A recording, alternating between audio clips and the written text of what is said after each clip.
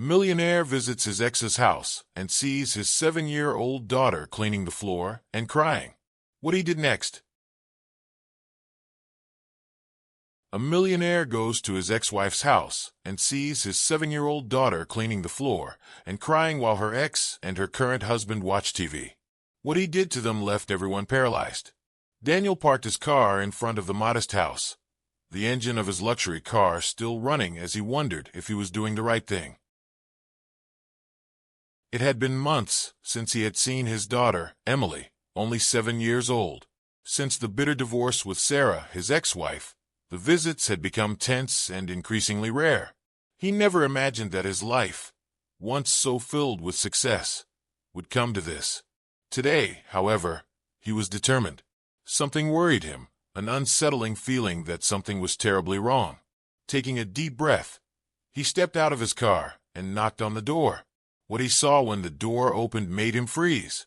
Emily, his sweet little girl, was kneeling on the living room floor with a rag in her hands, scrubbing the floor, while tears streamed down her pale cheeks.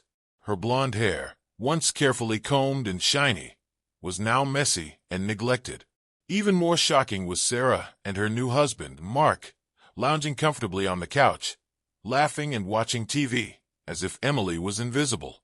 "What's happening here?" Daniel shouted, stepping inside, feeling his blood boil. Sarah didn't even bother to look at him, while Mark just shrugged, as if Daniel's presence was a minor inconvenience. But Daniel's heart broke. He had once loved Sarah deeply, but now all he saw was a woman who had lost the kindness he'd fallen in love with. What enraged him the most was the way Mark didn't even lift a finger to help his daughter. Emily looked up at him with wide, fearful eyes, too scared to speak or ask for help. The suffocating silence was broken only by the girl's quiet sniffles. "Aren't you ashamed, Sarah?" Daniel roared, approaching his ex-wife with a fury he didn't know he still had. Sarah finally stood up, rolling her eyes, as though this was a tiresome inconvenience. "Oh, Daniel, she's just helping out around the house. Don't make a big deal out of nothing," she said dismissively, her tone dripping with disdain. But Daniel could see the pain in Emily's eyes. Taking a deep breath, he forced himself to stay calm. It wasn't just Sarah's coldness that infuriated him, but the calculating way she treated their daughter. "Helping out?" Daniel looked down at Emily, still kneeling on the floor, her small hands shaking as she clutched the damp cloth. "This isn't help, Sarah. This is humiliation."